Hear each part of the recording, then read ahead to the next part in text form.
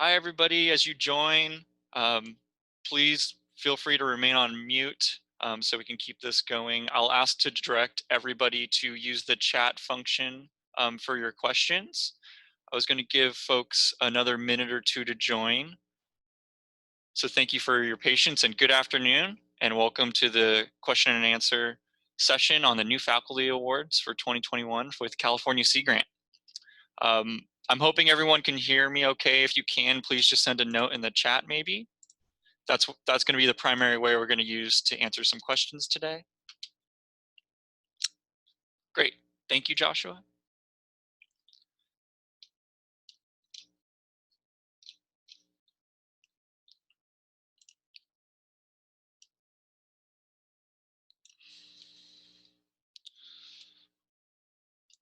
All right. I think that's everybody that was in the waiting room has come in. So let's get started. So just good afternoon. My name is Nick Sadrapour. I'm a program coordinator with California Sea Grant. We also have several other members from the California Sea Grant team on the line to answer any questions as needed. But basically, I'm going to walk through the general, give a general overview of the RFP. I don't plan on reading the RFP or going into too many of the nitty-gritty details, but so I'll direct everyone to our website to read the RFP for any real detailed insight into it. But hopefully, this will answer general questions and give you some time to answer to ask any other questions you might have. I guess one other question, I do want to make sure that everyone can see my screen as well. Catherine, can you see my screen? Yeah, I can see your screen. Cool. So we are doing a two-step process. Okay, thank you for those chiming in the chat. I appreciate that. We're doing a two-step process for this proposal round. We're going to have a letter of intent, which are going to be due May 18th, and full proposals are due June 15th. And we do this so that we can have a gauge of the topical areas as well as how many proposals to anticipate and the levels of funding for each of them.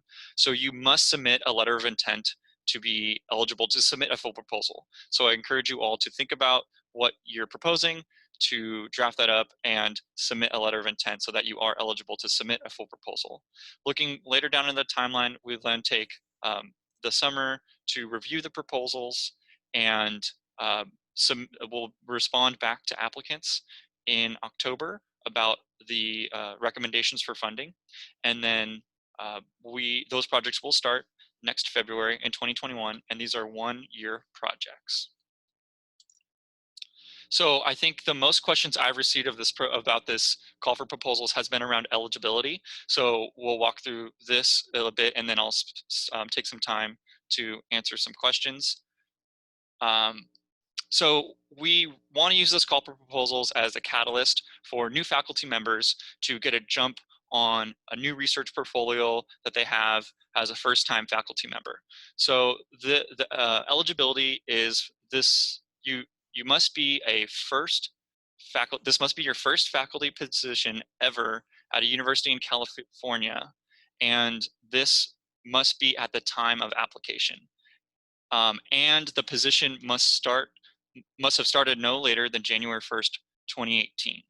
And we are requiring a letter from the dean or department chair to verify that. So just again, there's two criteria. This has to be your first faculty position ever, and this has to be in a university in California, and you must have not started before January 1st, 2018. I will leave this up here and direct people to ask questions in the chat if they have questions about eligibility. So so Joshua has a question. So those of us starting in August don't qualify. So no, unfortunately, Joshua, we are holding that you must currently hold your position during the time of the application period. We did a similar call for new faculty 2 years ago, and I think we anticipate to host another call in 2 years to try to spur innovation and provide new faculty targeted funds to pursue research endeavors. So I don't see any other questions coming in. I know I've answered a few of these in personal emails with some of you. So I'll move on. Oh, so there is a message from Megan. Can qualifying new faculty have a PhD student as a co-PI? The way I'm reading your question, maybe it's getting too into the weeds, but yeah, I think these proposals can have associated other staff and researchers on the proposals, whether or not it's designated as a co-PI. Um, I can talk with you about that more specifically. I don't think it matters very much, but yeah, you're more than welcome to have other researchers or graduate students on these proposals and projects. I'll leave some time for any other questions that come in into the chat. Seeing none, we can get into the focus areas. So for this call for proposals, we're using our strategic plan for California Sea Grant, as well as our national strategic plan to kind of as a broad setting stage for our research portfolio. And within our strategic plan, we have the resilient coastal communities and economies focus area and sustainable fisheries and aquaculture focus area. And those two we're prioritizing for this call. We have a lot of current investments in research into healthy coastal ecosystems. So we're trying to diversify our portfolio and fund those two focus areas in particular. However, we are still accepting research that falls into the healthy coastal ecosystem focus area, and specifics into that into those focus areas, strategies and objectives are available in our strategic plan. They're also highlighted in the RFP on our website. So I direct you to those. I'm getting a bit of feedback, and I don't know if that's just on my end. So I'll just say that again. Details on the objectives within these focus areas are in the RFP on our website, as well as on our strategic plan. I'd also direct you to our national strategic plan to get a higher sense of the overview of the National Sea Grant Program and what applied research we typically fund. I also wanted to point you, in the RFP, there's the Resources Agency Sea Grant Advisory Panel, science and research priorities. And essentially this panel is a state agency. There's several members represent different state agencies, and they help us understand the needs of those management entities in relation to academic and applied research. So you can find a list of research priorities from this panel also in the RFP that can help maybe elicit creative projects or help focus you on particular areas of interest that our state partners kind of have identified as high priority for them. Thank you, Shauna, for adding to my answer. So budgets for these one-year projects have a maximum of $60,000, including indirect costs and all other associated costs. A unique part about Sea Grant is that we require matching funds as a part of our federal legislation and statute.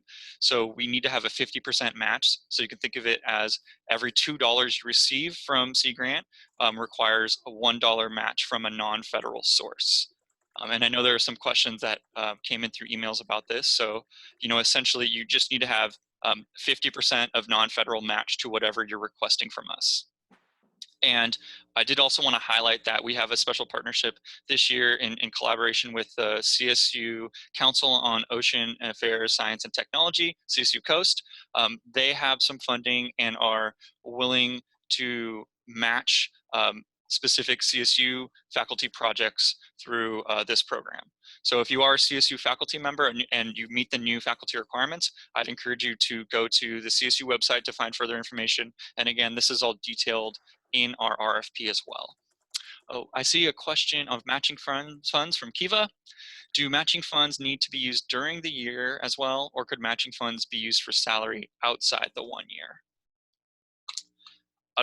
My understanding is they would have to be used during the project period. Rose, I want to make sure I said that correctly. Yes. Yeah, they have to be used during the project period.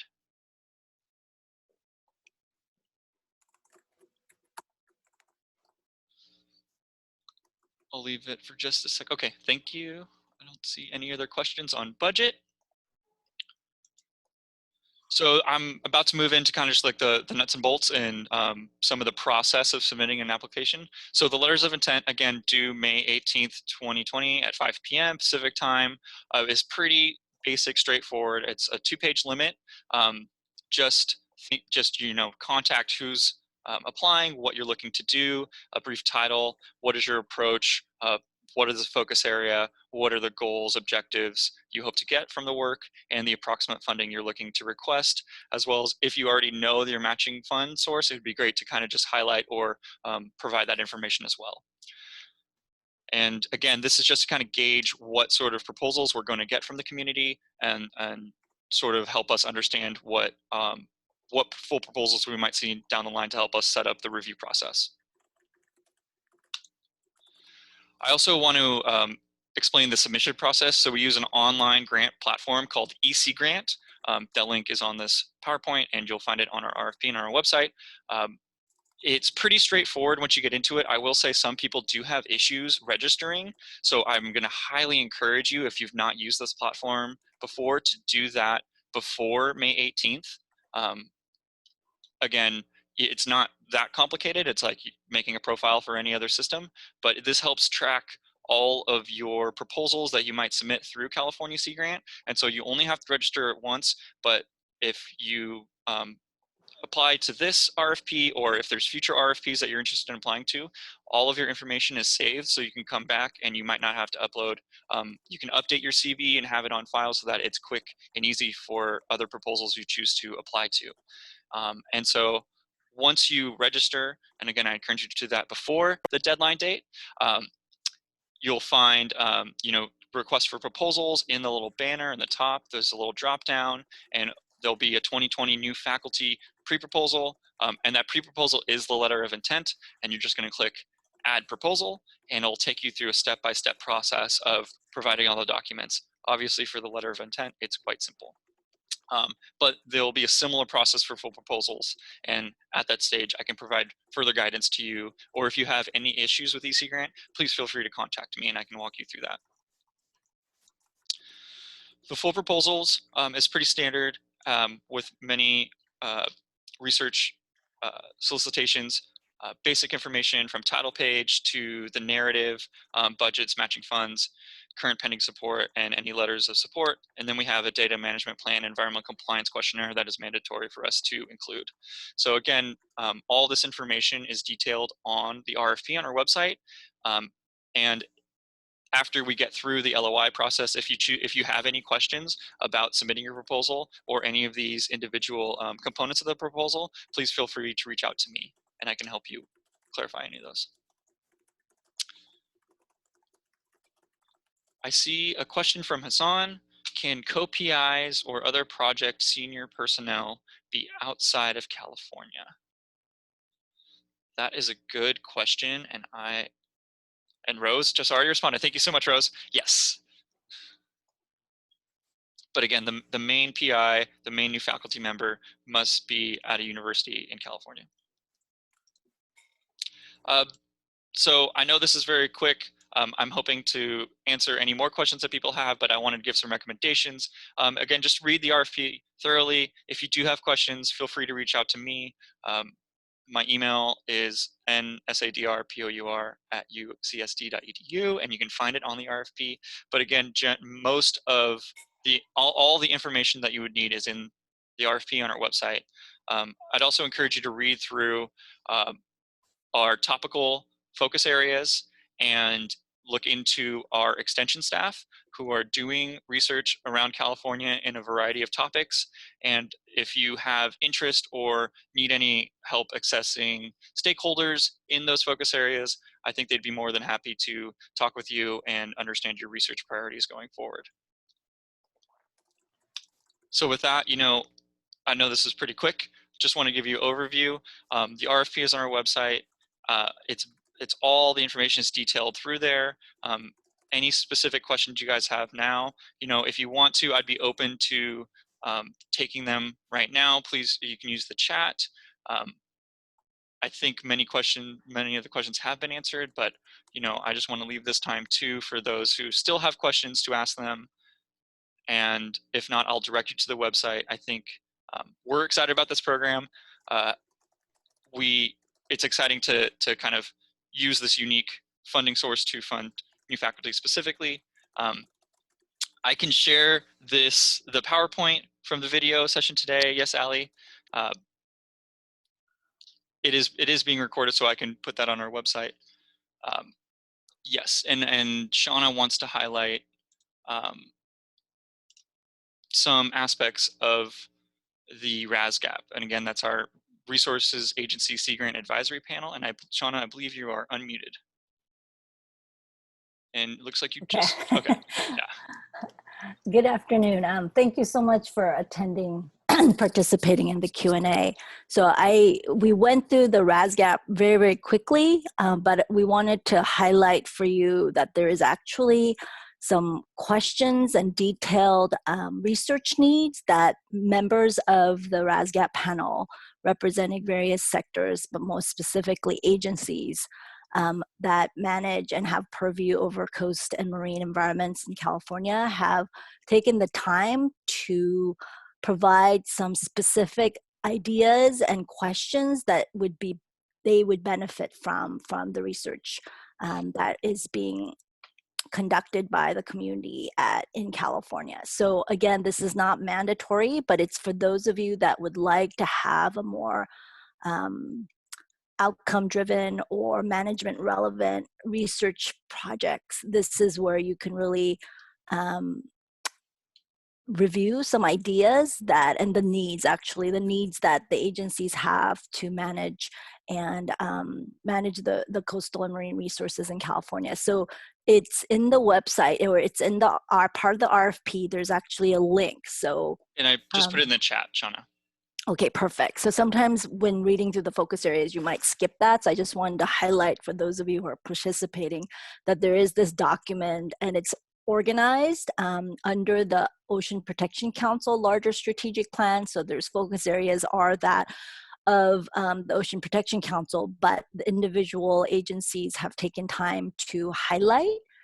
So you might not, I don't think we identify the agencies per se, but these are specific needs are a little more detailed than what the Ocean Protection Council strategic plan outlines in terms of goals or focus areas. So it's a way for you guys to get an idea of some of the research questions that the agencies are looking for the community to address. So this means that your project, if it does address that, will likely receive higher RASGAP scores. And what we do with that panel's consideration is, in addition to the technical merits of your project, we also collect scores from the RASGAP in terms of relevance and to management for California, and that is combined for us to really look at what are the questions, all things being equal, which of the projects are the ones that could really help the state. So again, it's not mandatory, and I don't want the community to think it's a prescriptive list of things that Sea Grant will fund. As you can tell, there's other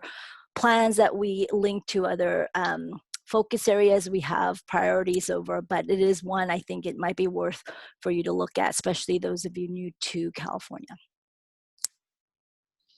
Thank you very much, Shauna. That was really helpful. So Kaylin has a question on the budget. Do you have specifications on how budget money is allocated, percentage of budget in the line items? For example, are there stipulations on how much can be spent on equipment and instruments? So there are, and Rose already answered it. There are no specifications for the budget, but there are details on the indirect cost, and there's a budget worksheet for the full proposals that can help you kind of line out how we prefer budgets to be submitted. So if you have specific questions on that, I can help you walk you through that. Brent asked, will teaching release be fair game? I don't quite know what you're referring to, Brent.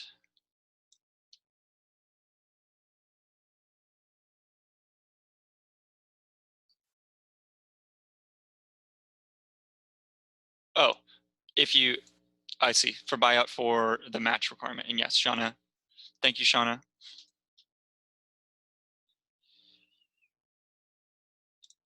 Yeah, and again, especially for budgets, make sure that you work with university staff in the grant offices, because you, of course, have to adhere to your own policies and make sure that they comply.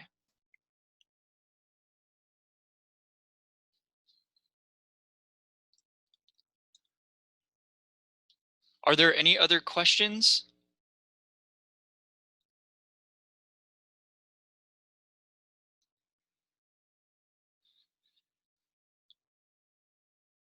If there's no other general questions, and as you start to develop your proposals, please feel free to reach out to me, or as I said, any other extension staff at Sea Grant, to help you walk through some of those topics.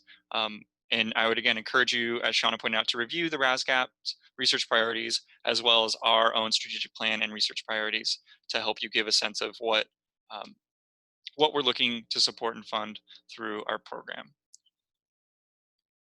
And thank you, Rose. Yes, budget questions, please send them to sgbudget@ucsd.edu. And again, that's outlined in the RFP. And seeing no other questions come in, and no other movement on people raising their hands or giving me comments in the participants list, I just want to thank you all for taking the time. I hope this has helped encourage you to apply and give you more perspective on the nuts and bolts of the program. I'm excited to see what we get submitted, and with that, I want to say just thank you again.